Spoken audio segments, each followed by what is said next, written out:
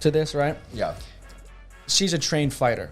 Yeah. She knows how to stand behind her punches. She knows how to stand. Her footwork is impeccable, right? She knows how to stand and take punches. She knows anything that you think can throw at her, she's seen before. 10 times over that, right? Exactly. There's not a position that you can put her in that she hasn't seen before. That would make her feel... Because she's training with Kamaru Usman. She's training with high division guys. She's training with black belts. She's training with dudes that are that literally could grab any...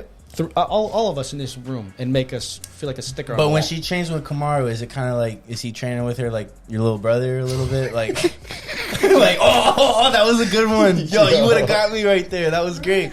But Kamaru, of all people, is doing that, right? Like, that's not what Cruz would do. I'm not saying at all that I would be like, oh, like something like that. You know what? Listen. Wow. I promise any girl that's listening to this right now that trains like wrestling, MMA even better, and you actually have like years of experience and you actually know what you're doing. And what would you say is the weight limit? At the amateur level, I'll take up to my weight. You know what I mean? Like 190 pounds. I will give you $250 cash just to go 30 minutes on the mat with him. We'll record it. I'll say give him 30 minutes, but he'll probably be dead after 2 minutes maximum.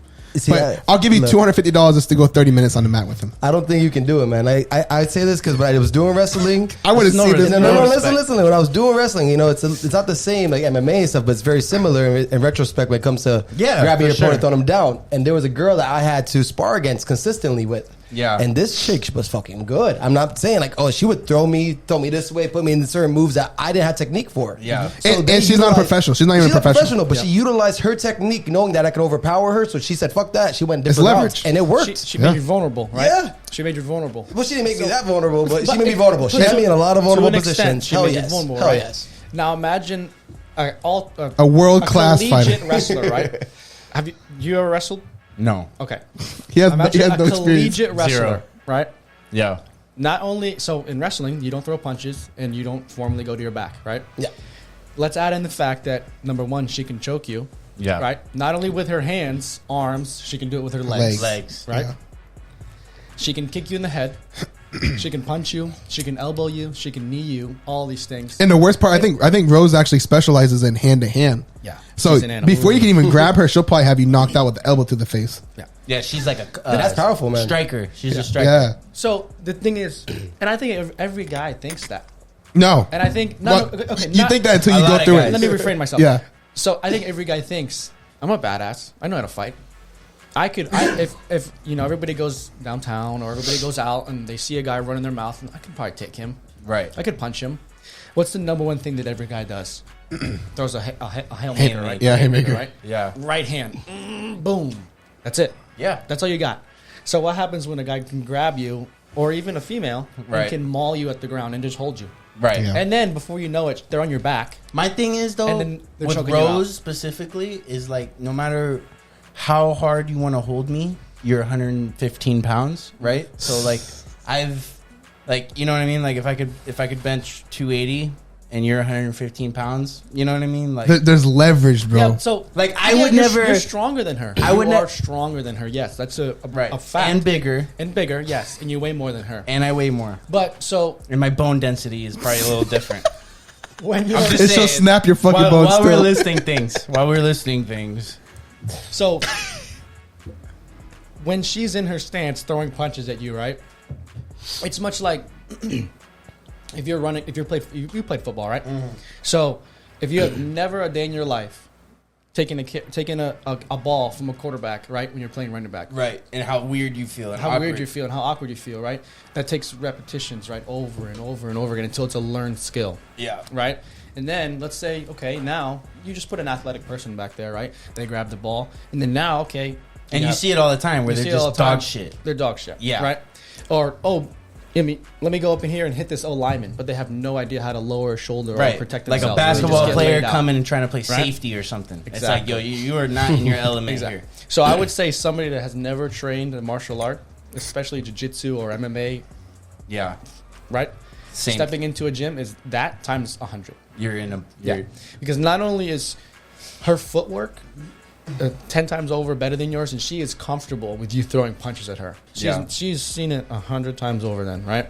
She can sit in her hand, and believe me, I mean, every man is not going to want to sit here and say, "Oh, I think a female can beat me up." I'm comfortable with saying that. Like, a female can beat me up. But that's our ego talking. It's natural in that our ego is like, no, a female can't beat me up. Like Amanda Nunes would bust my ass. I know Amanda that. Nunes would make you scream. Yeah, I know that. But Amanda Rose? Nunes would make you, no, Rose would do the same thing. I'm telling you. Yep. Because what's going to happen is, seen Marvel? She's going to throw punches, right? Mm-hmm. And you're not going to know how to deflect them. And then you're also not going to know where your feet are at, and you're going to start shuffling. And then before you know it, maybe she takes you to the ground. Yeah. Right? These are all things that you have never seen, like just like in the football. But that's what I want her to do, is take me to the ground. No, you No, don't. you don't. And then what the problem is, yes, you're stronger than her and you're bigger than her. But then the problem is when she's got you in guard or when she's on top of you, and yes, she doesn't weigh a lot, so maybe she's not compressing your air and you can breathe still, right? But the problem is she's throwing haymakers at your face left and right. So now you're trying to breathe while also not trying to get punched in the face. And it's something that you have never trained before. You've never been like punched in the face competitively multiple times with 4-ounce gloves. Yeah. Which feels like nothing, right? Yeah. You've never been put in the position where, okay, listen, if I don't tap or if I don't get out of this, I'm going to go to sleep. And that's her goal. Her goal is to put you to sleep. She's a killer. She's a killer. Yeah. So, dude, I train, and I think Rose would mop me. She would mop me on the mats. Really? 100%, yeah. Really? This is a professional MMA fighter, dude. Yeah. It's not some girl you see in the street. If you see a 115-pound girl on the street, of course, I mean, she should never train before. I mean, yes. If you want to look at statistically, a male versus a female, I mean, sure, yeah. Right. A male could probably take a female. But if that female has training and that male doesn't, It's now different. we're almost on equal. Nice. And then if she's a professional, especially she's a The best of professional, the best. of the best, Yeah. She's gonna have a lot of knowledge. and she's skill. walking through a park with you. You're screwed. Yeah. So I'll take it. All right. 120 pounds Just take it. bro. male. So if you're listening and if you work out with Kyle 120 or mil. something, You can take Hazy. Hazy's a wrestler for college, and I think he's 110, hit him 115. up. Hit him up. We got to record this. Haziel, We gotta settle this once and Hazy. for all. You know Hazy? Yeah, but we're not, Yeah, Hazy. that's fine. We could bring him. That'd be fun. That'd be a fun little content right there. Okay. We'll stop it there. 'Cause I guess I got to learn the hard way, maybe. A lot of people do, and that's the beautiful thing. A lot of people. I mean, even It is the beautiful thing of fighting. Even males That is- walk into I walked in, dude. I was 185 pounds, right? And I thought to myself, I know how to fight. I'm a fighter, right? I'm a man. It's a part of my genetics. Like Athlete. I can defend myself. I'm an athlete. Yeah, I played football, myself. right? I can do this. I could bench 315. Like put all these numbers in a weight room. Yeah, back when you were training, you were big, bro. You would like slip. And I sleep, walked eat, into sleep. I walked into an MMA gym. I walked into American Top Team, and I had one of my friends at the time who was 100 and probably 30 pounds, 135 pounds. Yeah. On a good day, and he made me feel utterly useless. Utterly useless to the fact where it didn't matter how strong I was. He was just. There was nothing I could do. I was hopeless. And jujitsu. Hey, man. The nature of jujitsu, I think, like I'll give that person a little more respect for sure. But You don't have I still gotta learn the hard way. no collegiate level girls at your gym. No, I mean we have a couple. it's hard to find. I want to see this. I want to see this so bad, bro. So I mean we have a couple like older female, and these are like Chris Stan's cringing so these hard. are right these now. are these are our mothers. These are people that just train Yeah. jiu-jitsu for fun, and there's a couple of them that are higher level belts. And now I mean even if you take the punching out of it and you just do jiu-jitsu, Yeah. I guarantee you, Oh, yeah. there's not a position, and it's just the way that it works. Like there's not a position that you can put them in that they haven't seen before. Yeah. Trust me. And there's a lot of positions that they can put you in that you have never seen before. I agree. And that's the right. beautiful I've been thing. cradled before, and I didn't like it. I just want to have that conversation so we can move forward. This is from it. not going to be settled until there's a video of me getting choke the fuck out choked out. or Yeah. fucking. So, But I feel like if you would Snap have the done arm. wrestling Put it back in out high in school, the you would air. have realized that from the jump, man. but I feel like in high school, like I didn't wrestle that long in high school. Yeah, you had to actually wrestle people you think Yeah. you can beat their asses and see you like, whoa. Like I had a scrawny dude. I was like, I'm gonna whoop his ass. I went up there. I was like, this is easy. I went up there. He went behind me, picked me up, and suplexed me. And And I that was was- oh shit! I beat him though. I beat him, but he kicked my ass in the beginning. I'm talking about he kicked my ass. I mean, but you beat him. You know what I mean? But it ain't about me beating him. It's the fact that I thought I was gonna whoop him. I thought I was gonna whoop him. No, I mean, honestly, your expectations were high, Jacob. A little too high. Your expectations were high. He was skinny. I think if you just went to a gym for one day, I know. BJJ gym. Eventually, I want to join like a boxing class or a jujitsu class and stuff like that. Right now, school is just not with it. But for the meantime, to shut me up, we're gonna have to do something like that. We're gonna have to coordinate a 120-pound male or lower, and or a 200 I'm sure you got a 120-pound male at your place. Yeah, there's a few. I mean, we're gonna have to. I don't know about 120, but there's probably at least somebody that's below 140 or below. And I love you to death, but those guys could walk the park with you. Okay, you know why? 140 because they give me a run for my money. 140 though, and it's not like, oh, I'm so cool, bro. I'm an infant in the level of jiu-jitsu. I'm an infant. But to the regular world that has no type of fighting experience, an infant in fighting can walk all over a regular person. Average person, An average person.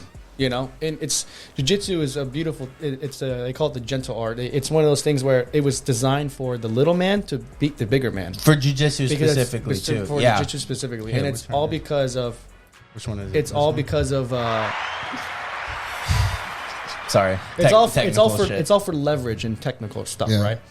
I mean, I've had multiple conversations with people where I have conversations with them, and then these people that work a 9-to-5 job, right? That are not police officers, they're not in law enforcement, they just work a 9-to-5 job. They go to school, they do whatever, but they have the ample time to train jiu-jitsu, and maybe they're not athletic. So they can sit there, they can focus on their form, and they can focus on their technique, and they can perfect techniques. They become more technical. They're nasty. They're nasty. There's guys at my gym that if you look at us with an ego and you say, okay, this guy versus this guy, I'm going to pick this guy. And I'm telling you, those guys, that they look a little nerdy, or maybe they just are skinny, but bro, they're nasty. They're savages. So we're putting it out there. Next time when you go back to Colorado and you do your jiu-jitsu classes and stuff like that, just talk to some of the guys. Just say, yo, I just did a podcast. This guy really thinks he could take somebody that's like 130. I guess I'll do 140. We'll see. Depends on how bad we want that, you know. But put it out there. If you find a female, even better, because I love to fight girls and stuff like that. I'm just playing. But... to prove the point, because I feel like I just need to be shown. I think I need to be shown. But to that point, let's turn the music in the back, because this is when we're getting into it. Like, this is what it feels like. Do you guys feel it? Those of you that are listening, do you feel like we're about to get into it? Yes. Okay. Here we go. So, what is going on? It's the weirdest podcast we've ever had in a while. This is how you know. No, it's not that weird. Christine just hasn't listened for. I come in here often. And I listen in here. We need to get you a Jamie mic before you talk this much. Yeah, we need to get you a Jamie mic. This is we have it. We have the fit. But to your point, and to kind of transition just a little bit, like you said, right? Like you got people that are like 9-to-5 accountants, nerds, and stuff like that going into these. You know, these. It's funny because Chris is a 9-to-5 accountant. Yeah. You know what I mean? Benching 275. You know, I'm just playing. Let's get off of that. But like you said, you got these 9-to-5 type people, nerdy looking people that when you first went into that class, they were just fucking wiping the mat with you, right? To this day, still, yeah. And to this day, right? So you're practicing the art, and you're a cop, and you're this and that, right? And I thought it was interesting. Like, we talked about it weeks ago when you came over for the shirt thing or whatever, but like, you had a realization when you took that class where you were like, yo, like, I'm a cop. Like, I'm supposed to be the one that's protecting people when shit goes down. Like, I'm the one that's running towards the danger when people are running away from the danger and stuff. But, like, I got this guy that's doing fucking Excel sheets all day, and he comes home and he's throwing me on the ground, like, on the mat, and then laughing about it and saying, like, you'll be better one day, bro. You know what I mean? Like, crazy. How was that for your ego and stuff? Just to sit on that for a little bit. Fast forward. I mean, even to this day, it still like keeps my ego in check, because you never know what anybody's capable of. And I think that's good too, because like, all right, not to interrupt you, but I just interrupted you. I'm sorry, bro. But like, everybody's kind of had that experience with a cop where that guy felt like fucking like geez, dude. And mostly for some reason, I don't know why, but state troopers get like that bad rep where it's like this guy's trying to prove something to me. Like bro, like something. I was going 85 and this guy's treating me like I got a pound of weed in the trunk or something like that. You know what I mean? Like, and that's an ego thing. I think that maybe every other, if not like 1 out of 5 cops might have, right? Like they got that ego trip. So you're saying like it keeps you kind of humble. Oh, 100%. Because you never know, right? You never know. Yeah. You never know. And it's so just in general in life, like what do you think causes nervousness or what do you think causes uncertainty? Fear? Not fear or not knowing. The fear of the unknown, right? Unknown, yeah. I don't know what's going to happen. I've never been, you call up a girl, I want to go on a date. You're kind of like nervous. I've never been on a date with this girl before, right? After a couple of dates, you feel comfortable. Or you go to a new job, right? Oh, I've never been in this new job. I'm nervous, right? Yeah. Now think about that every single time you're interacting with somebody in the community, right? Every time. Every single time you're interacting with somebody in the community. And on top of that, you see every single day that cops are getting hurt, cops are getting shot, cops are getting killed. And even if it's not publicized, you're hearing about it not publicized, correct. Across the agencies or whatever because you're in it or whatever. Yep. And the uncertainty and the unknown of, okay, well, I think I know how to fight. And that's that ego talking in your head, right? I wear a badge. And you got to have some type of confidence. Yeah. I wear a gun. I went through my local agency's training, right? I'm strong. We did a bunch of push-ups and squats, and I'm strong, right? Yeah. But they're not. Yeah. And the beautiful thing is these people don't know, and they don't know what actually they could learn from jiu-jitsu, right? They don't know the confidence they can get. Like I said, I walked into the gym 185 pounds. I thought I was the man. Yeah. Right? Like, hey guys, you might as well just give me that black belt. Yeah. Exactly. You might as well just give me a black belt. Right? I'm ready for it. What's the blue belt? That guy? Okay, cool. I want to go after him. I want to rip his head off. Right? Yeah. And that's not how it worked whatsoever. Really? And now these are people in the community that you work for, right? These are people that you see every single day, right? And then, now, don't get me wrong, more times than not, some criminals train jiu-jitsu and some don't. And, there's an argument within that itself. But imagine being there and, okay, this is a life-threatening situation where I have a gun on my hip, and if I introduce this gun, it's not going to be a deadly situation, right? Yeah. That person, I can't see their waistband. I can't see what they're carrying. I don't know their intentions. Did this guy just commit a murder, or did this guy just go 85? Yeah. You're uncomfortable. Your adrenaline's pumping. Yeah. That person too, right? Oh, my adrenaline's pumping. A cop just pulled me over. Even, I think that's another thing too, like going to like the police confrontations and stuff like that. That's a good point you made, is like even the person getting pulled over, they're dealing with something new right now, right? Yep. And that's kind of like the bullshit of what has been publicized of cops, right? So that's like times 10 the perception or expectation of how this is getting ready to go down. Yeah. Dude, when I'm driving my own car and the cop is behind me, I still get nervous. Yeah. Really? Yeah, of course. Because this police officer doesn't know me. This cop doesn't know me. They don't know who I am, right? Yeah. What if I have a bunch of weapons in the car? I don't know this person's training. I don't know their confidence level. Right? Gotcha. But I can tell you that a cop that trains jiu-jitsu is a more confident cop. And a better cop. And they're better at their job. Yeah. Right? Yeah. Just like this simple argument of like, I have 2 employees, right? I have an employee that works out every day. They're very, very dedicated. They go to the gym. They work really, really hard. And then I have an employee that doesn't work out. I have an employee that doesn't exercise. Stuffs their face when they go home and watch TV and go to sleep. You can look at the productivity of 2 employees. No, I'm sure, like in a small scale like that, it can be argued either way. But on average, you're right. you understand, like it takes something out of somebody to get up and be better and go to the gym. And not only that, it's not going to the gym. You're going to let grown men and grown women strangle you. Yeah. Put to the point where you literally have to tap yourself or tap them and say, okay, you won. You win. And it's an ego thing every single time. Yeah. Oh, you size this person up. Oh, I'm going to roll with Zach. All right, I can beat this guy. Yeah. He puts me in a triangle, he puts me in something, boom, I have to tap. Yeah. And I'm like, okay, well, I kind of struck my ego there a little bit. Yep. Right? Fuck. So, you know what I'm saying? How was going to work the like first 3 weeks or first month after you were doing jiu-jitsu? Well, so luckily I actually kind of got into jiu-jitsu probably about a year or so before. Nice. That's nice. Perfect. So one of my friends knew that I was trying to become a cop, and one of my friends introduced me to it. And we had the same argument, kind of like you and I were, or not argument, but I had the same mindset that you had. I'm a man. I can fight. I can bench too. I can bench this. I can 250. squat. I know how to deadlift. I know how to pick things up and put them down. I'm strong, right? Yeah, I'm fast. I'm fast, yeah. So I went to the gym and none of those things mattered. No. Nothing at all, right? It mattered if I put my arm here or if I put my arm here, right? Or it mattered if I protected my neck or didn't protect my neck, right? Mm-hmm. You know, so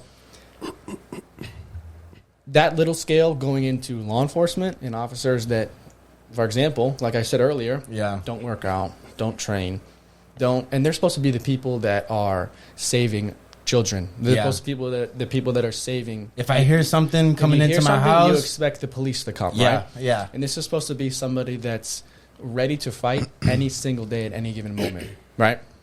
And protect people. Supposed to be ready to fight, right? Not just fight because they have an ego issue or because they have something going on at home. Or instead of using a gun, right? Yep. And that goes to the point of, like, when you do see a lot of the gun violence with police and stuff, it's like, and it goes to a lot of things. And I'm not pointing out anything specifically, but, like, for instance, back like a year ago, or it seems like a year ago, 2 years ago, whatever the case is, police were getting scrutinized like crazy because of the incidents that were happening.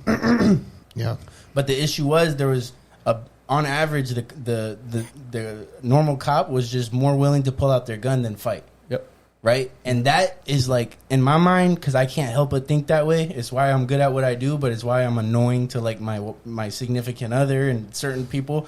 I have to see what's the best solution to this. Mm-hmm. And I feel like what you're talking about, right? We chose defund the police at that time, right? But it's like, damn, opposite, right? That was like let's fund additional training, and we'll get to that. But the real solution is probably like what you're saying, because Kyle's more willing to fight somebody than probably the average cop. Yeah. Yep. And what that means is you're less willing to pull out your gun than the average cop. So, just on a day-to-day basis, you have to go hands-on with people. It's part of their job. Whether this person needs to go to jail, this person needs to leave. There's a lot of things that cause you to have to put your hands on somebody. Right. The fact that I feel comfortable putting my hands on somebody. Right. And knowing the skill level that I have. Now, don't get me wrong, my skill level is not... Still low. It's still low. Yeah. In the jiu-jitsu world, right? It's not a black belt level where I'm going across the world teaching jiu-jitsu, right? It's not that.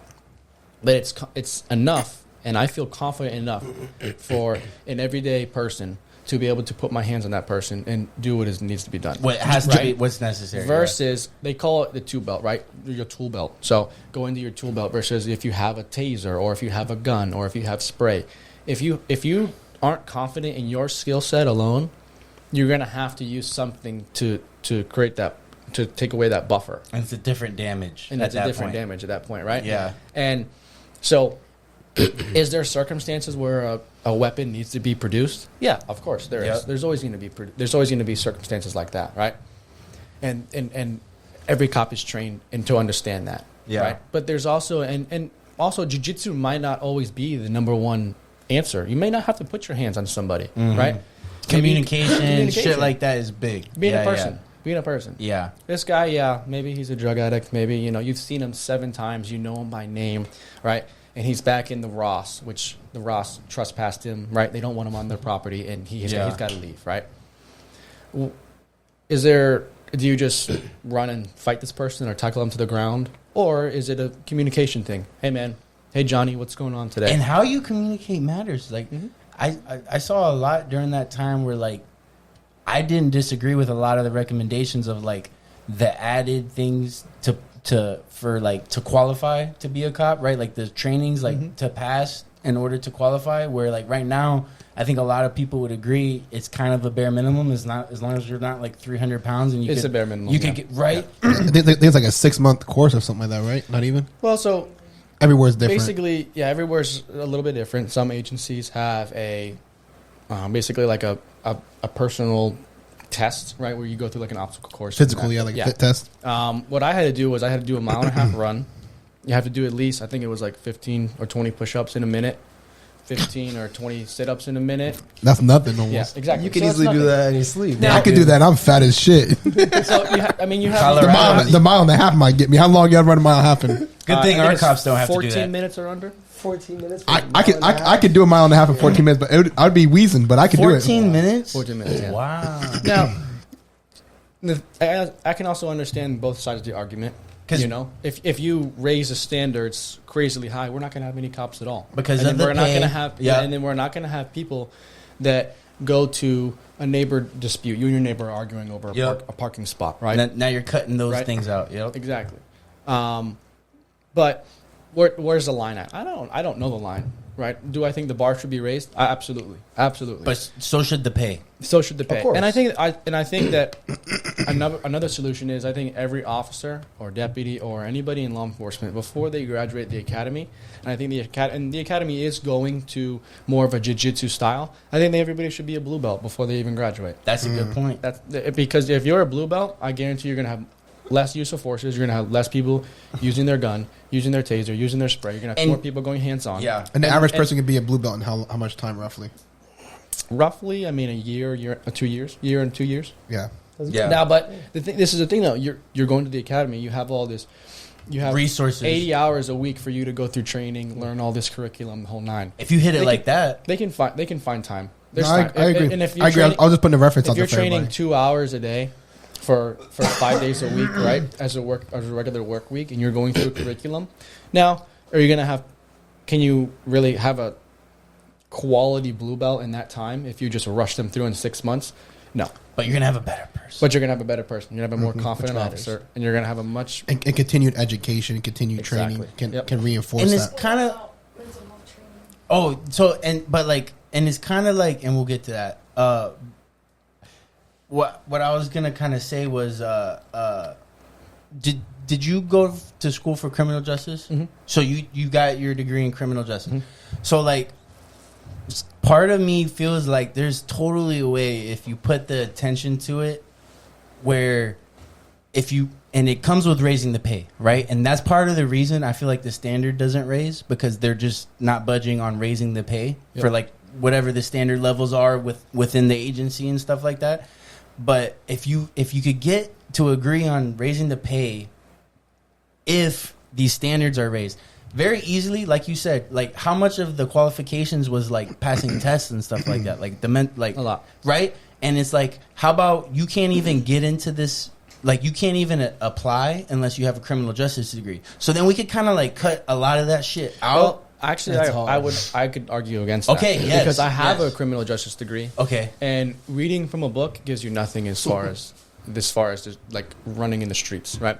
So basically, my criminal justice degree taught me the system of law enforcement, right? Federal, local, state agencies. Yeah. Basically definitions. Yeah. But as far as learning the job, it's more of a hands-on job. I think a lot of people would be better off with an accounting degree, with an economics degree. And you then know go why? into- Because it's going to make them a better person. Yeah.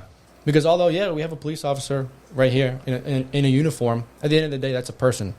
That's John, Yep. who has 3 kids, a wife at home. He's almost late on his mortgage or whatever. That person has everything going on themselves, right? Yeah. Yeah. So Yeah. we're seeing a lot. You weren't well versed on like the standard laws you need to know to work the job of Not a at cop, all. is what you're It saying. was just a checkbox for a Yeah. resume, yeah. which Helped you a little bit. Helped in now, but I think it would be better if cops had diversity of degrees. You know, if Yeah. I could go back and do it again, I would get an engineering degree. Right. I totally agree. I mean, a while back, one of my professors was talking about her husband, which went and got his finance degree, hated his job doing finance shit, went to law enforcement, and now he's in the FBI because of that. Because of like those total 2 different paths crossing makes him a badass. Yep. And to your point, that's the same thing. Yeah. Yeah. I had a guy in my academy class that was, I would say about 45 years old. 2 kids. They were already like 10 and 12. He worked in schools as just like a security, just worked in a school his whole entire life. That guy had more real world experience than all of us. Yeah. To where, when you're running through scenarios in the academy, we're thinking of things like, oh my gosh, look at this guy's waistband. Does he have a gun? Am I going to get fake shot? Da, da, da, da, da. And this guy that is 45 years old is actually talking to the person, treating them as a person, still keeping in mind that, hey, this person could probably blow my head off right now, or I could get severely hurt, or whatever the case may be. But more comfortable. But also, yes, more comfortable. Hey, this is a person. This person is going through something, right? Which, you know, we see a lot of, as law enforcement is mental health. We see a lot of mental health issues. Yeah. Right.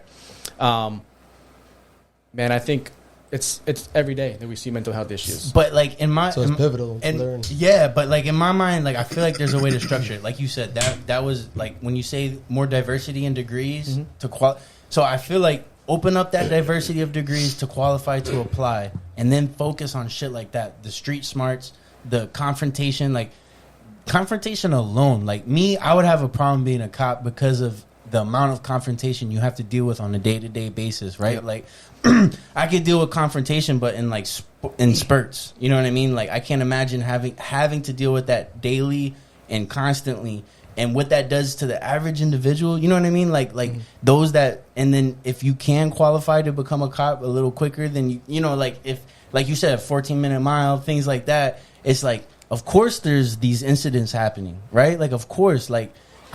There's people that are in their 40s with degrees and shit at my job that can't deal with confrontation. You know what I mean? Like, how do you expect you're giving them 50 or 60K a year, you know, to run a 14-minute mile, and then you put them through these generic trainings. Like, you didn't really deal, like what you said with that 45-year-old in your academy versus the rest of you guys. Like, it's because he had that street smarts, he had wisdom and stuff like that. Experience. Yeah, it's just a different thing. And I heard one recommendation that I thought was kind of cool too, where it's like, and going to the mental health, but like trying to get people within the community, from the community. Like you were from the community a little bit, so like, I mean, going to where we went to school, like it wasn't new to you, right? Like versus like somebody that was in even like Harmony or something, right? And then you have to go do Orange County. I was the minority in our school. Yeah, right. I was the minority in our school. Yeah, for real though. Yeah, Colorado. Yeah. That was well, now he's in Colorado. But that was a beautiful thing growing up because I saw so much diversity. You know, I go over to my friend's house and my friend's family is cooking dinner a different way. Yeah, and it was not like, oh, that's wrong or it's weird. It was like, oh, you guys do things a little differently. Yeah. Why is that? And then I learned to respect their culture and that what makes them them. You or know? like you're used to the culture in a way where like we're like my cousins who live in Iowa or something like that, right? And it's not their fault. Like that's just the culture. I got a funny story. But it's so like my cousins in Iowa, it's not their fault at all because that's just the culture you grew up in. But like what they might find as threatening versus what you might find as threatening are two like completely different things because of what you're used to. Haines City's like times 10. You know what I mean? Like Haines City's times 10 compared to what we went through, but like it's still like you went through enough situations in high school because you're from the community where you're like, oh, that's not a threat. That's puffing the chest. This guy's just puffing the chest. This is not a threat. This isn't like I didn't only see the situation on the news or something like that. Like I have lived this. I know this isn't a threat. Oh, no, this is a threat now. You know what I mean? Like, you're a little more well-versed in the communication of different cultures, too. You know? What were you going to say? I forgot. Okay, but no, but oh, that's all good. But I think that's important. Like, and that was a recommendation where it's like trying to focus on people from the community, or if they're not from the community, to make them do like 2 months in like a not like in a jail, kind of, right? So you get the worst of the worst of the community that you're working in and the culture that you're kind of working in. But the more standard, like 2 months in jail, like how much do you got to pay for that job to be worth it? You know what I mean? So like it's hard for stuff, certain standards. I would almost say that, you know, instead of reading a book over and over again and passing a test, you know, I understand that for legal reasons that needs to be done. But also get out in the community, talk to people. You know, go into the diverse neighborhoods, right? Go into a poor neighborhood and have an event. Go into a rich neighborhood and have an event. You have to go into a middle class neighborhood and have an event, because people are people, man. Yeah, you know, whether they come from rich, poor, you know, whatever the race is, people are people, man. You know, and if you talk to people like they're a person, like they're a living human being right in front of you, you'll get a lot more than just talking to people down to them, or because you have a badge, or because. No, this is what I'm telling you. This is the law, right? You're going 85 in a school zone. You know? That is what it is. It is what it is. Could you possibly be risking a child's life and kill somebody? Yeah, you could. Right? I was on the turnpike, by the way. I'm just playing. I'm just playing. Giving you the worst But you know, example. No, right? for sure. So, but do I have, and it's sad to say, but does that cop that was working in that school zone, have PTSD because they saw a child, get run over by somebody or attended a call after a child got ran over? Exactly, right? The child died in his arms. That guy was going 85 in that, and it's a problem, right? But, I mean, you can go through a laundry list of examples like that, right? That still give that cop a reason to act that way? No. But at the end of the day, we're all people. Yeah. Right? Now, does that cop need to take that personally? No. Not right. But that's why I feel like, no, listen. Yeah. That's why, I'm sorry about that. But that's why I feel like accountability is a big factor as well. Like, I feel like within the police force, accountability is what's lacking the most of. And I feel like if we hold people accountable for their actions and not saying for every action, because there's also mistakes. You guys can make mistakes. Everyone, we're human. But if the mistake is obviously like, they say I'm on a realtor job and I do a mistake, that's obviously like, yo, you shouldn't have put that price for that. Now you're fired. That's what happens. So you don't have to get sued or go to jail for it, but you should get fired or demoted or something needs to happen as a repercussion. So people can actually be like, you know what? We could take a more of a insightful, let's take a second. Let's actually think about this before we make a mistake. Yeah. The only thing I would say to that is it's kind of like if you work for a company, right? And I could probably relate on this, but like you work for a company and you see a bunch of stupid shit keep happening, right? And then even if they fire them or whatever, right? But like if it goes to like if you're putting a certain quality person into a position, you're going to keep seeing the same shit. So, like, even if we're super accountable and we start firing people and stuff like that, we still have the same standard. We still have the same pay. We're just going to keep circling and recycling the same type of quality person. You need the pay better. You need the actual standards better. But you need the accountability there as well. Oh, my Without God. that, it's nothing. But that's, I think, and to kind of, like, wrap up us trying to come up with new ways to make it better. You know what I mean? Because I feel like that's what we've been talking about. But, like, none of that is going to start until you raise the pay. You raise the pay, now you have a plethora of people to pick from, and you can't pick everyone anymore. Now you can raise the standard. An increase in pay always increases the quality of people. Yes. And that too, but it also will increase your quality of training. That's definitely true. Because now I have 1,000 people I got to pick from. Think of the training that an average cop gets, an average beat cop gets versus a Navy SEAL.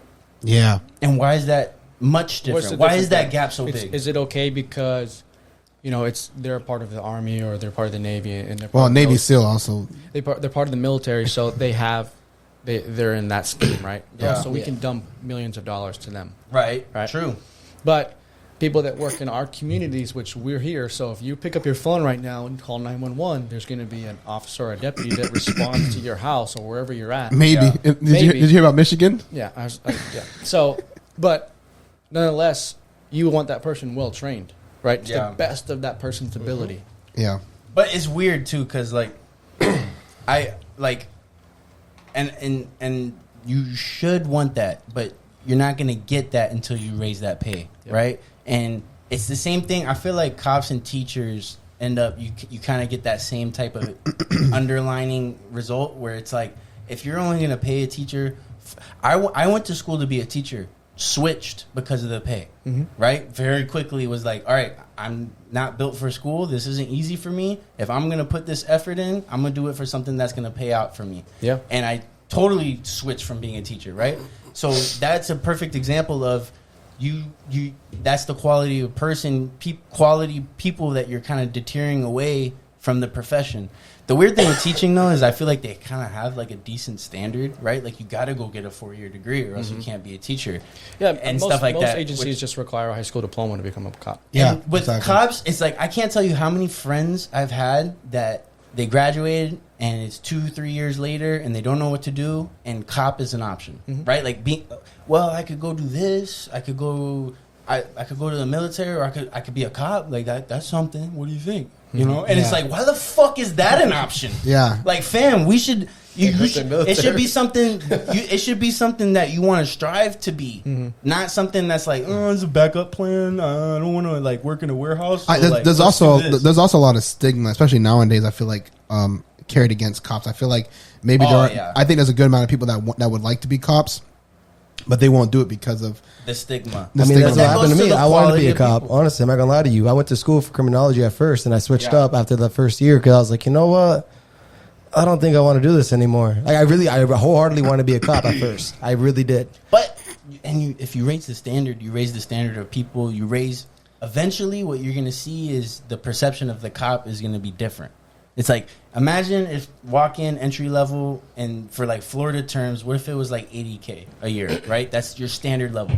Imagine the amount of people that are going to be trying to do that now instead of the 50, 60s, right? Yeah, And all benefits equal. But then now you raise that standard, and then now you got a different quality person. Now you got more like Kyle's walking around to where you're like, oh shit, cops are like an elevate, like you're not a citizen, right? Like you're not a civilian, right? Like, you know how like when military people come back, it's like, oh, he's a civilian, relax. Like, how come we don't see like cops like that? You know what I mean? And maybe the lingo still is that way, but for the sad part is because of the quality of people on average that they get, the perception is not that. The perception is like, fam, like I know that, like this is your backup gig or something like that. You know, You're gonna have that in every job, though. Yeah. You're gonna Yeah, have that yes, 10% that's yes. just a waste. That's just there. and honestly, like you were saying, the 10% is the waste, and it's just that the media likes to highlight the 10% waste. The problem here is that 10% waste in law enforcement, they have guns, they have badges. Yeah, They exactly. can make a decision. They can make a decision to end someone's life. fucked They up. can make a bad decision. They can High make good stakes. decisions. It's high stakes. high stakes. Yeah, Very, high very stakes high badges. Yeah. And if you don't have somebody that's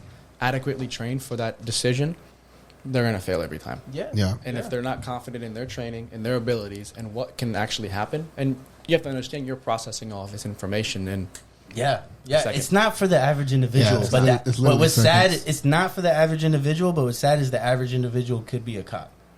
You Yeah, know what I there's a mean? lot of them that Like, are. I couldn't do it. And there's a lot of, and what's sad too is like the people that might be qualified are choosing not to because they know what the consequences are. They know it's high stakes. They know it's not easy. And then they just start looking at the money at that point, and then it's like, yeah, no. You know what I mean? Like, you're not going to get like the accountant that can bench 280 and run, you know, like a 4.8 or something like that. It's like, that would be the perfect fucking person to be a cop. But you're not getting that person because your entry level is 50. Your entry level is 50K, and to be an accountant, you're, you know, 70. And it's like, sorry, bro. Like, that's the market. That's capitalism. That's what we built for ourselves. To move kind of away from our input on how to make it better, I feel like people get the point. And I just, it's crazy how we could talk about this and totally agree, and like people that are in charge can't. It's just fucking mind-boggling. But to that point, when we kind of talked about the perception, right? And I feel like last year maybe would have been a better time to have this conversation, but it still applies. yeah. How do you feel whenever you see stuff like this, right? Like when you saw the George Floyd incidents, when you see, like, there was a time that I got a different type of anxiety when I got pulled over. I remember getting pulled over right in the middle of that shit. And I remember thinking, like, why do I have this different anxiety? And it's because I can't help the shit that I see on the news or on social media and stuff like that. How do you feel when you see stuff like that? As a police officer? It's so It the good varies. thing is more people than you think actually support the police. More people than you actually think I agree. Yeah. have our backs. You know, Yeah. more times than not, you go to a call, even if it's a negative outcome, right? That person still says, "Hey, man, thank you for your service." Yeah. The problem is our media, yes, mainstreams anything that's negative, right? Yep. Anything that they can get $1 off of, Yeah. right? They don't mainstream the positive stuff, right? Yeah. Now, those things that I saw, yeah, I mean, it makes me uncomfortable. It's uncomfortable to see that. It's uncomfortable, and it's morally not right to see someone that is in a job that has power, Yeah. that can't be confident within themselves, right, to make a decision. Now, granted, you can't go every scenario. You can sit back and you can say, "Oh, I would do this," right? But the problem is you're in your couch, you're in your home, like your AC home, right? You're not all comfortable under your blanket. You're scrolling on Twitter, right? And you see a video of an officer, right? Their body worn camera. You see them, and they make a decision, whatever the decision may be, right? You say, "Well, I wouldn't have done that." It's a lot different when You're in a dr- situation. You're driving the car. You're hearing the radio. Hey, And who knows what that person just went through? yep, exactly. You don't know what that person. The went through. previous incident All you know you just is, hey, had. we had a male and a female in a domestic dispute, right? Yeah. Male is apparently hitting the female. This is all information from the neighbors, Yeah. right? You go up into some trailer park home that has no lights. It's completely dark, right? And then go figure it out, Yeah. right? The average person has no idea what to do. Yeah. And until, like I said earlier, cops get that adequate training, and unfortunately, you can't experience everything. You can't, Yeah. There's cops that will go through a shooting. There's cops in their career that will not Yeah. go through a shooting. There's cops in their careers that will go through 5, Yeah. right? And if you look at the statistics, maybe that person that went through 5 shootings, is that person a little, trigger happy? Maybe, or maybe not. Maybe they got put in scenarios, right, where it is a life or death scenario, and they had to make a decision, right? Yeah. And when we say stuff like this, I'm totally with you, because we're only speaking of lowering the percentage. Mm-hmm. We're not saying if you raise pay and raise standards, and if everything was like what we just, if we had the opportunity to lay everything out we just recommended and implement it, we're not saying that there's not going to be those situations, right? We're talking about lowering the percentages is all. Yeah, that's all you could do. That's Good job all at the you end of could the do, day. because no matter what, that's going to happen. I Yeah. totally agree with you. You can't ever get 100% rate. Because there is the Any factors job. of, like, whenever the situations like George Floyd or whatever the case is, like you said, there is an overwhelming support for the police force as well. And what they would say is, like, you don't know if this guy just went through the worst situation ever on the call before that, or the week before that, or the month before that, and then they got a call that sounds the exact same from the dispatcher, and they fucked up at that point. But it's like, Same way. so it's gonna happen here and there. It's just like, can we lower the percentages and stuff like that, or like that's the change we'd like to see. And the last thing on that point was, like, as far as like teachers raising pay versus cops raising pay, because I always feel like they're next to each other, is like, I do understand the argument though for not raising teachers' pay, because you're making sure it's people that want to be there, versus like cops. It's like, what are you know what I mean? Like, Yeah. like I feel like that argument's less on that or whatever. But if you raise the salary, you could have people that don't want to actually be there. They're just there for the money. Yeah. Right? Yeah. And That is a valid point. I didn't Is think this about that. person an engineer or an architect or an accountant, or are they a police officer and they're only here for the money, so they don't actually care? yeah, so they that's start cutting true. corners. They start making bad decisions. That's true. I never thought about there's that. unintended That's a good point. consequences. That's a good Yeah. point. Yeah. Yeah. So for everything you try to implement, there's going to be an unintended consequence. Of course. Yeah, that's a valid point. I never even thought about Yeah, that point. That's yeah. good. That's a good one. A couple other. Damn, we already had an hour. I love this shit. I Another love you. question. I love you. No.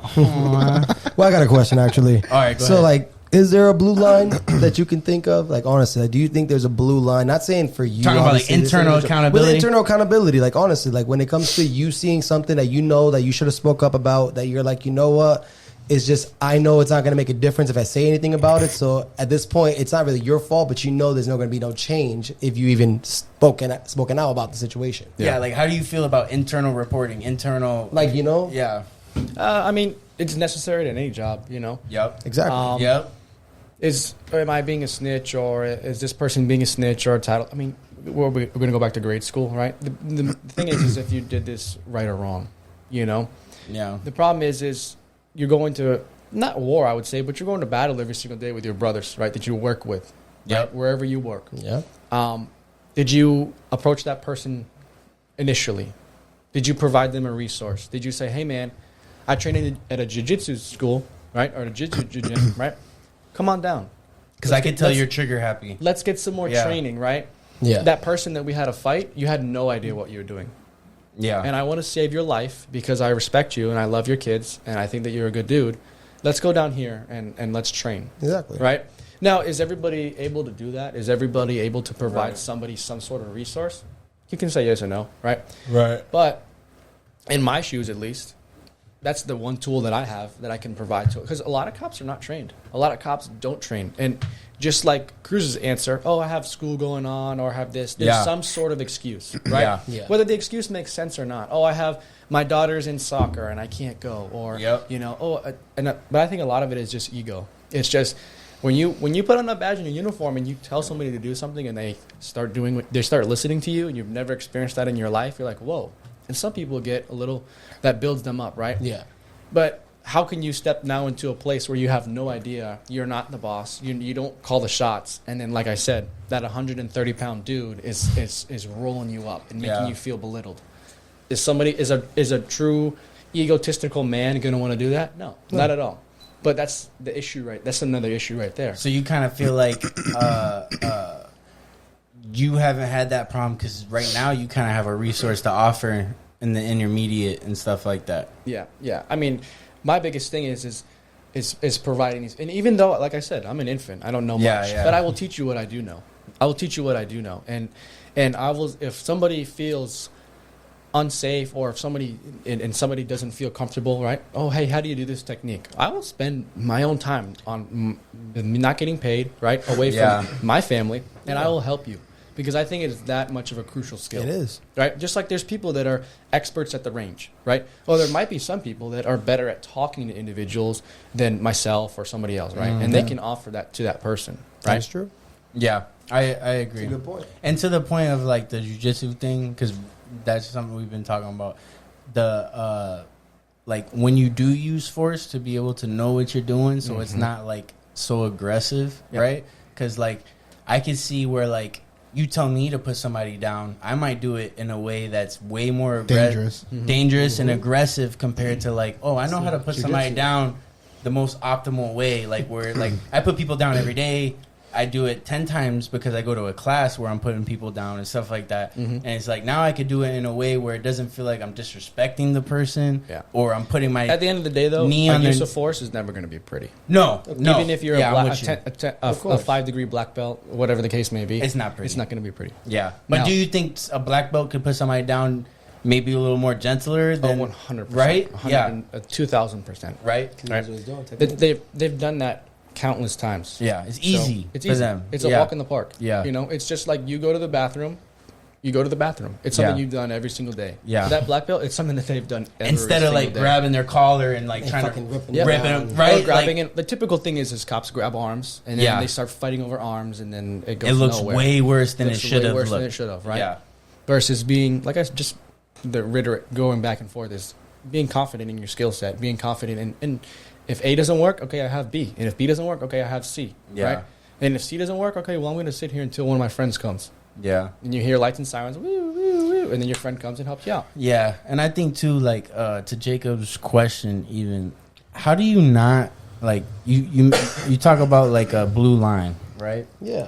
And I'm not even in it, and I kind of felt that from Kyle's response, where it's like I work with these people every day, and like we go to war every day. Yeah. I don't even know what that feels like. I did fucking bouncing for a little ass bar for 2 months, and I felt like I was going to war. When like I can't imagine being a cop. You know what I mean? Like, so like, just like you got Wait, you were a bouncer? dude. It Yeah, was yeah. so bad. It was so bad. I can compare it to like when you played football, right? You build memories playing football with somebody. You got a team. It's a completely different memory Yeah, than 'cause- somebody if you work at Ross together. yeah, yeah. Oh, that was a crazy night. You know, we had a lot of customers. So how It's do you complete- not it's have a completely- different loyalty to Yeah, that like a person? different, it's basically like a different loyalty. I feel like Yeah. you know, a Oh, different that was a more crazy of rush hour. That Yeah. line got We, insane. got like, Yeah. we almost didn't make it, man. Yeah. Closing time is 10 o'clock. You know, Oh no, that's the difference. You that T-shirt pile got No, destroyed. no, but to that point, there are Ross workers that are best friends because of a confrontation they had with a customer. exactly. Yeah. But what if you go through that every fucking You day? know, now it's how like a hard is brotherhood how type of strong is situation. that bond now? Mm-hmm. And that's most days. Yep. So then, whenever this one day happens that was terrible, Yep. how can you not expect on average people to have other cops that have the back of that The cop? brotherhood, yeah. Yeah, and it sounds Did terrible. you have questions for me? Yeah, I got some, and let's run through them too because we're getting to an hour. And that kind of answers Jacob's question too. I feel like, right? Like, Well, yeah, but there is a brotherhood because you there can tell. should be There an is, like, accountability, and there shouldn't be I a feel blue like that's why line. body cameras help with the transparency. Because body cameras, I mean, don't get me wrong, but they're supposed to be there so you can actually see and So, detail it to yourself. And that was one of my questions. Unless you're in Polk County. Whereas in Polk County, there's no transparency. It's like fuck you. Whatever Great, happens, Grady happens. Judd. Great judge, but that was my question. So, and that was a perfect transition. Right, go ahead. How do you feel about mandatory body cams?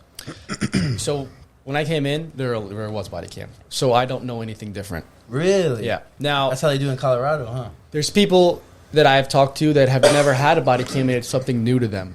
Yeah. Right?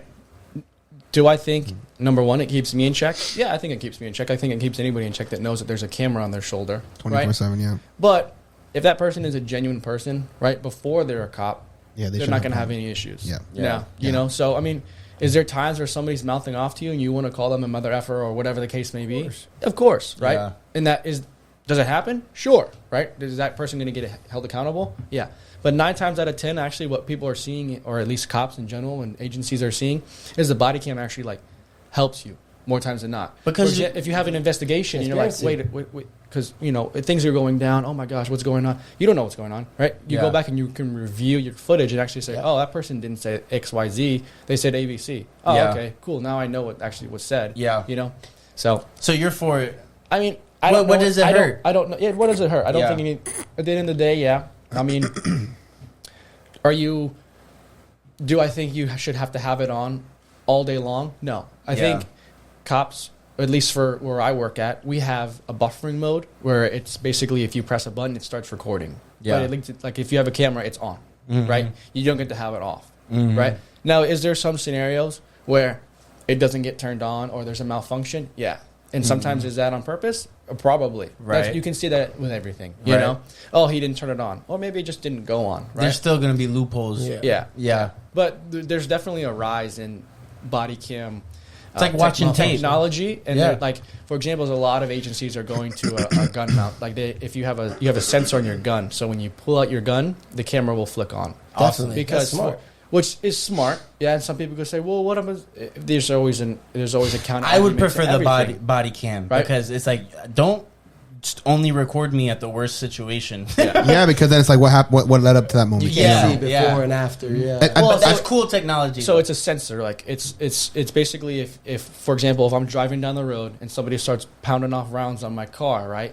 I don't think, oh hey, let me turn my body camera on. Yeah. I think pull my gun and address with the threat. So quick question: is there like a window like when you pull it, would it like save footage from like 1 minute before? Yeah. 2 minutes? It goes a minute back. Okay, cool. And it used to be a minute back with no audio, right? And now it's a minute back with audio. That's good though. That's important to have because, like I said, like he was saying, you could pull the gun out and then like.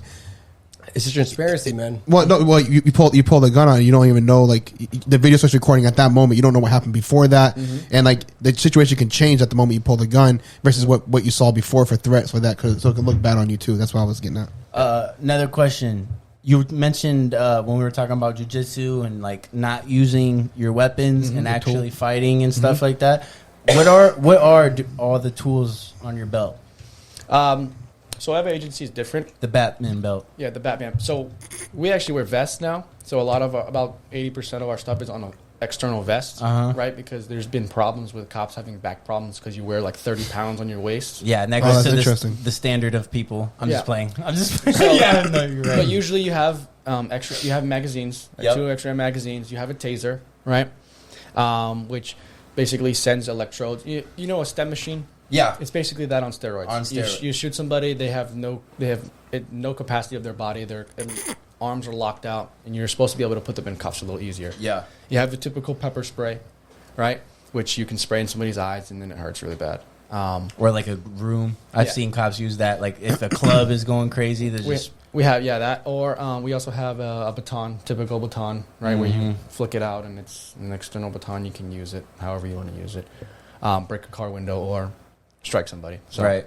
A lot of agencies have Narcan. It's basically reverse opiate overdose. Yeah, reverses opiate overdose. That's pretty cool. I didn't know you guys carry Narcan on you. So if you see like drug addicts or something like that are overdosing, you can yes, but the technicality of it actually is for yourself. Oh, because really? God forbid you go up to that person that's overdosing, right, and then now somehow you get a whiff of what they had. Now you're fentanyl. Overdosing yourself. I've seen stuff online where people were touching things and fentanyl, like police were overdosing over by like touching for that. Yep. A flashlight and then a tourniquet. So in case somebody gets shot or if we get shot or if any external injury that could require a tourniquet, you put a tourniquet on. And they teach you when you go through like the basic training, quote unquote. Do they teach you like an order of operations of how to use the things that you have? Yeah. Right? Yeah. So every agency has like what's called a use of force policy. It's basically, and that's agency based. Yeah, every agency is a little bit different, but they're basically all the same. Yeah, okay. You can say it basically starts out pepper spray is the lowest, right?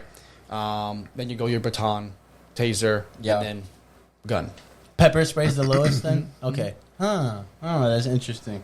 Okay. I always thought taser would be lower than pepper spray, but I guess that makes sense. I don't know why. Pepper spray, just no, I know, but my mind never actually I never thought about it.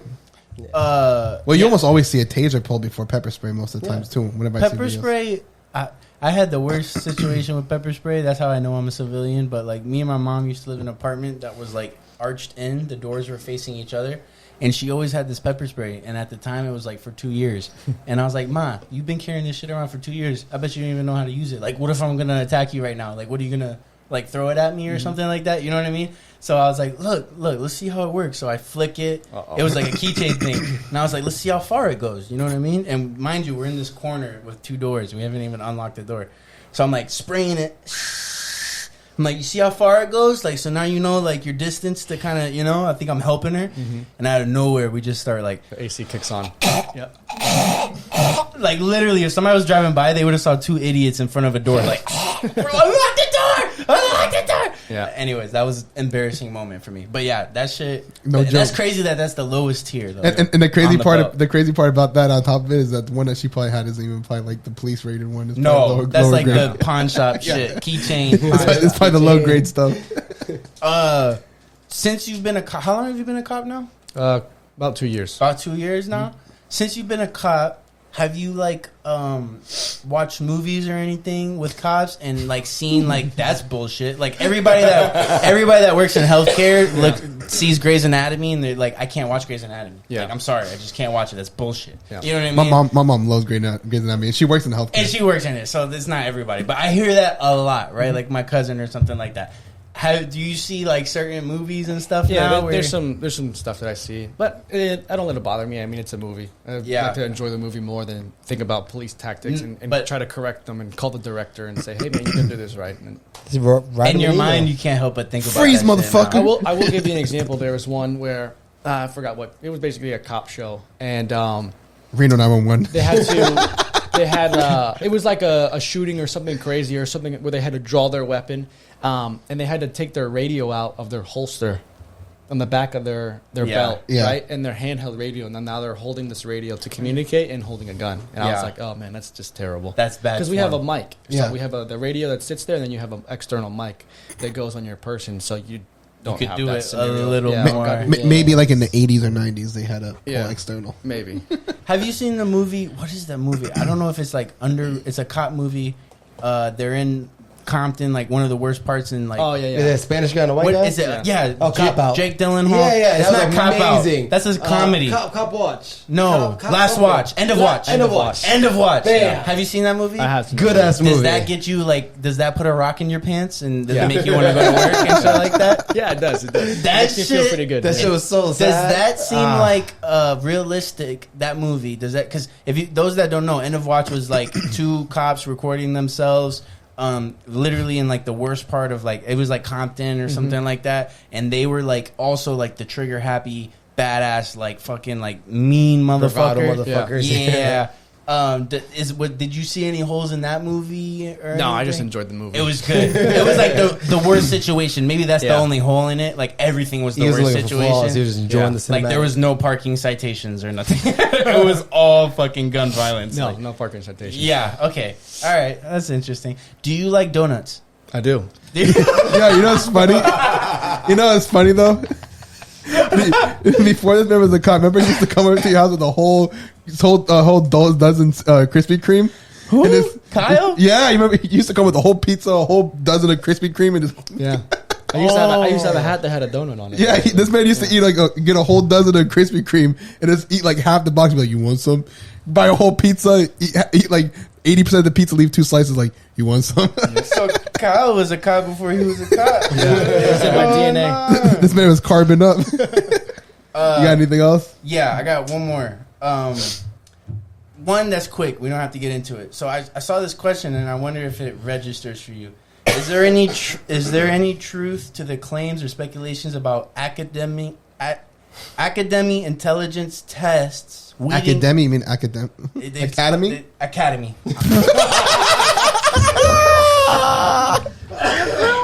Academy.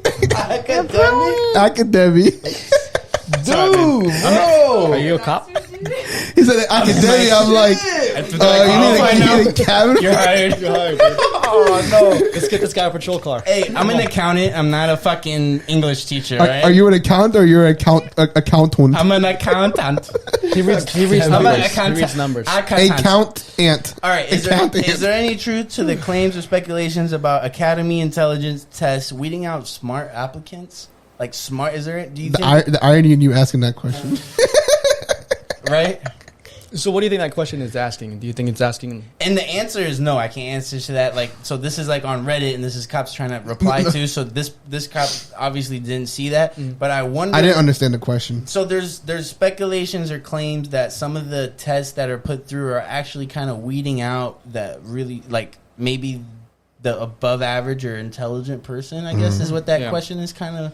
No, Which is kind of going against what we were saying. I would disagree. Okay. Disagree. Just because the tests are straight out of the book.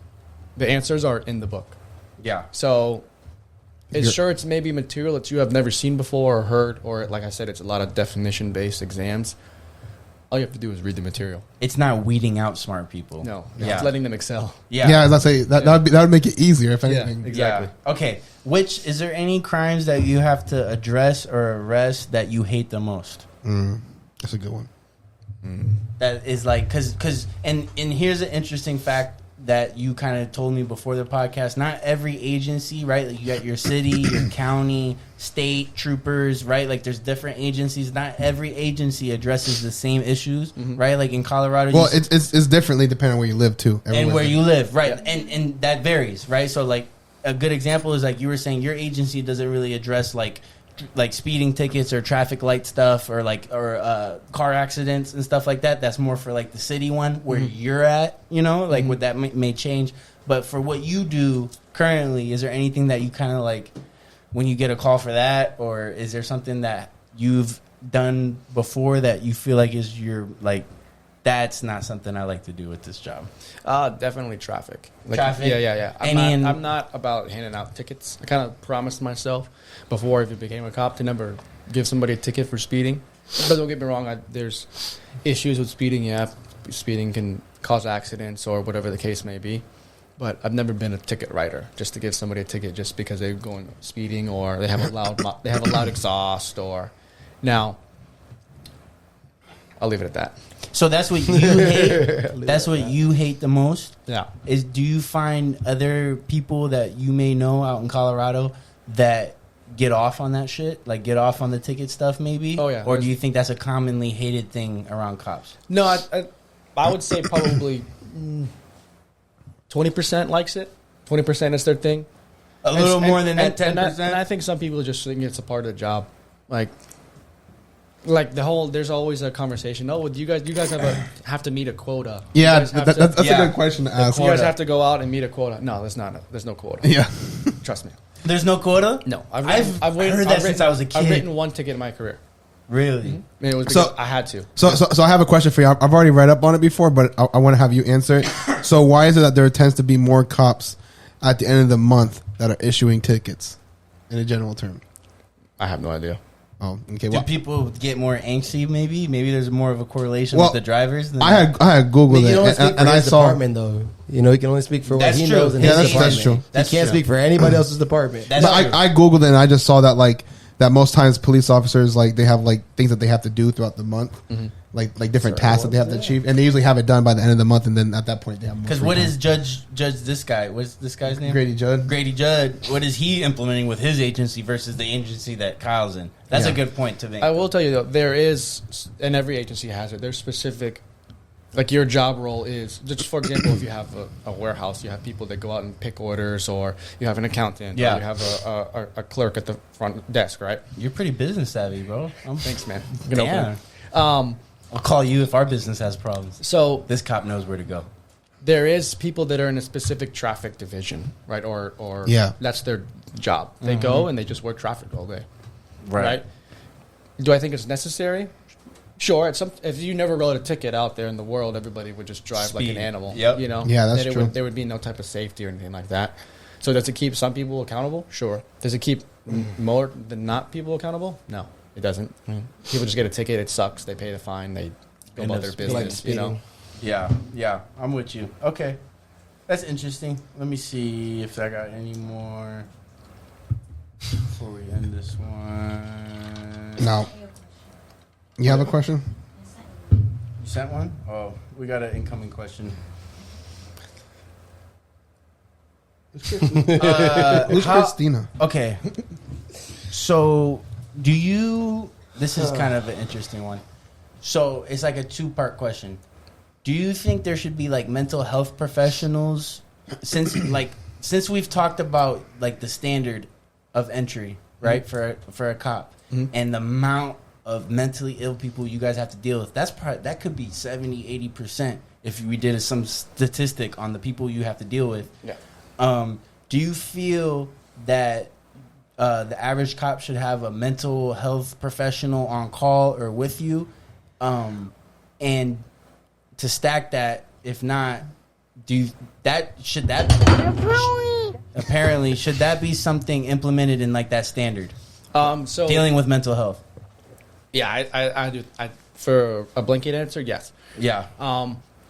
Depending on the agency's funding and what they have available, more times than not, agencies do have a specific unit for mental health, and they have police officers or deputies or whatever. They have sworn personnel that work with people that have that degree, right?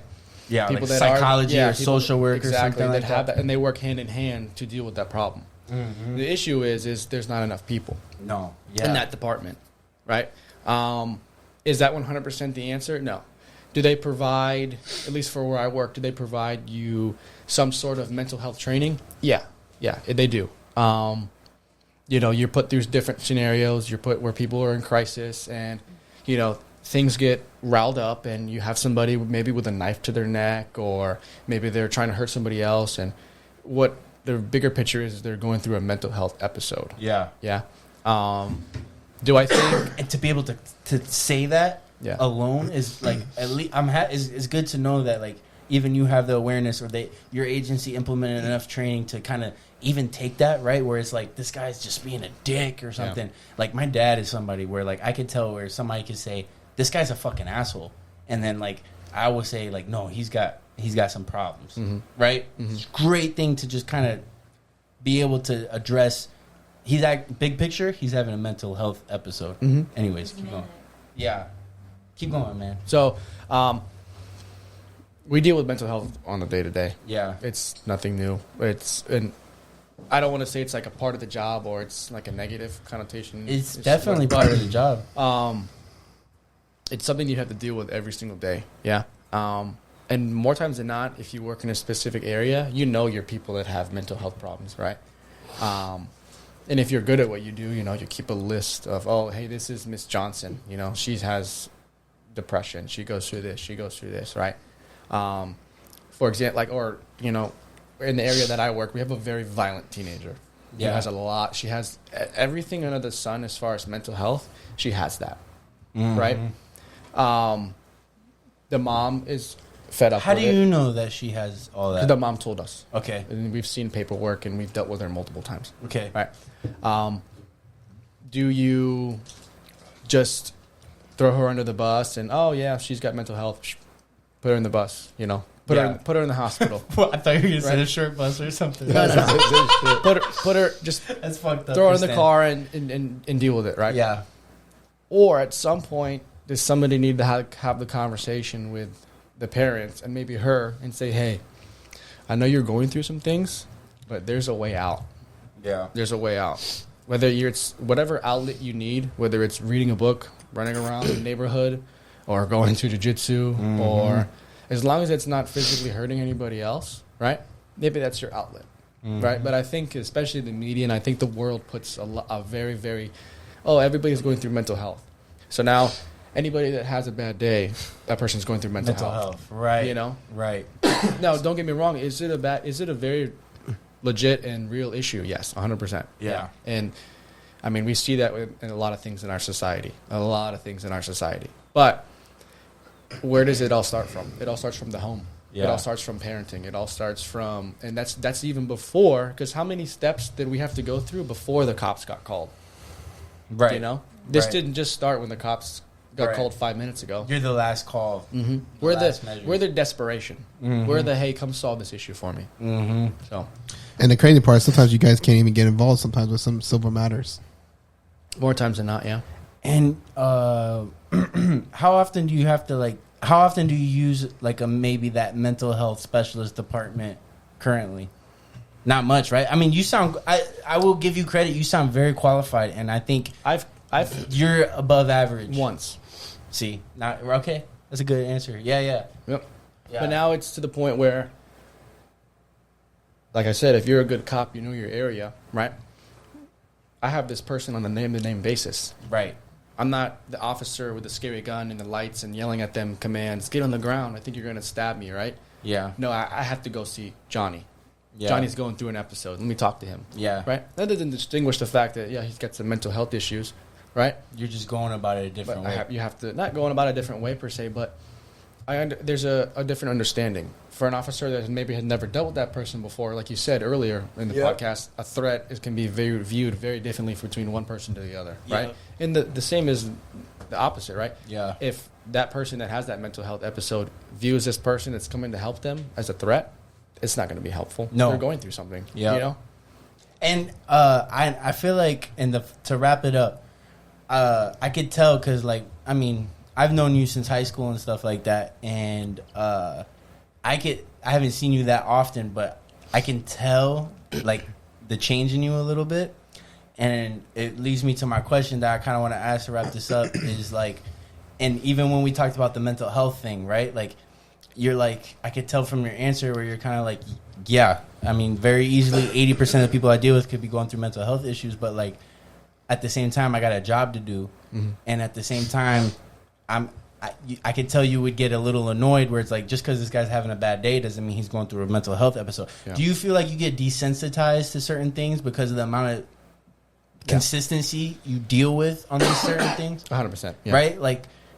Like a kid going and I feel like social workers go through the same thing where like they deal with all these cases of the worst case scenarios, so then when they go home they might not feel like this is a bad where the average family feels like they're going through something, this person's like, guys, we're totally fucking Or they see like a mild case that's like still bad and they're just like, it's not that bad. Yeah. Right. Johnny down the street had it way worse than right. everybody. So Suck do you it up. feel yourself like, especially in your home and stuff, like desensitized to certain things Yeah, 100%. Yeah. and in conversation? The problem is, though, I think you have to have an outlet, right? Yeah. Whatever your Yeah. outlet is, you know. And unfortunately, a lot of America likes to drink. Yeah. A lot of America likes Yeah. to do things that they shouldn't be doing, right? Yeah. But is my outlet going to work for you? Right. No, it's not. Yeah. Right. But yeah, I mean, on any given day, I can go see a child drown. Right. Yeah. And go home and have to deal with whatever I have going on. Right. You know what I'm saying? So it's definitely, you do get definitely desensitized, you know? To like what's a problem, what Kyle used to think as a problem these days maybe is like, or like Not a problem. what affects your mental state these days is different than what used to affect your mental state. Yeah. Right. Yeah. And that's inevitable. And that goes to like what we talked about to wrap it up and to the beginning of the podcast, like fucking cops deserve a bit better pay, dude. You know what I mean? Absolutely, Like it's that's a layer of like the cost of the job. You know what I mean? And I don't understand how you can't get desensitized to certain things. You know what I mean? And that's the cost of the job. And hopefully people see things the same way we see it eventually. You know, like what we talked about. But thanks for coming on, bro. No problem. Hour and a Thanks for half, having me. easy. I had a couple more we could have got through, but that's good. That's good. It's Pocket Watch Podcast, Weekly fair success. weekly success forgot and about failure. that Let's shit. get to it, man. Let's run through it. I'll go first. Weekly failure for me. I started to realize I've been putting a lot of weight on myself based on the perceptions of others, right? Like we talk about this podcast, right? Like if we feel like we're losing momentum or something, sometimes I kind of feel like, oh, we got to do something because we don't want people to think we're losing momentum or something like that. Or even with work or school or the home, I've noticed myself having a lot of weight based off the perception of other people. Or I'll go home and I'll think too much about a meeting or how I said something, and it's like I'm thinking too hard about it and stuff like that. So that's been a failure for me. Success. I haven't really talked about my MBA program for a little bit. Man, I'm fucking killing this shit. I struggled hard in the CPA shit, and I mentioned this already maybe like 3 weeks ago, but it's fucking solidified. Like, this MBA program was built for me. It's really nice to like go through struggles. Like, last year, I realized I didn't submit. So, like, my company has very little pay for school. But in order to get, like, $1,500 a year, that's all you can get. But, like, in order to get it, you got to show classes that are applicable, and it has to be an A or a B. And I'm getting ready to do that after this semester. But I realized, I'm like, how come I haven't done this in, like, a year? And it's because I've been taking L's. I was doing the CPA shit, which would have been applicable, but I couldn't submit it to get paid for it because I was failing it. Yep. But right now, I'm in my first semester of my MBA program, and I'm literally acing this shit. Like, I got a 100 out of I got a 105 out of 100. Like, I'm even getting extra credit shit right. Shit. And it feels really fucking good. That's been a success for me this week. Like, That's my friend, guys. yo, that shit has been feeling so good for me. Because when I tell you, like, especially like going to my failure of like putting pressures on myself because of the perceptions of others, I felt like a loser that I didn't get my CPA. Because especially with the podcast, I put it out there and then I got to fail out there. Mm-hmm. You know what I mean? Mm-hmm. I felt like a bum. I felt like a loser. I'm like, damn, are you even like a high level accountant if you can't get this or that? But then now I'm like in this MBA program. And fuck, I just realized, no, I'm doing something that's built for me. Yeah. To where like I'm teaching shit versus like learning shit. That's you know dope. what I mean? That's dope to be able to do that pivot. It felt so fucking good. It feels really good. And I say that to say, if you don't get anything from that success, just if you're failing at one thing, that just might mean you're not built for that. And there's something just as good that you are built for that you can excel in tremendously.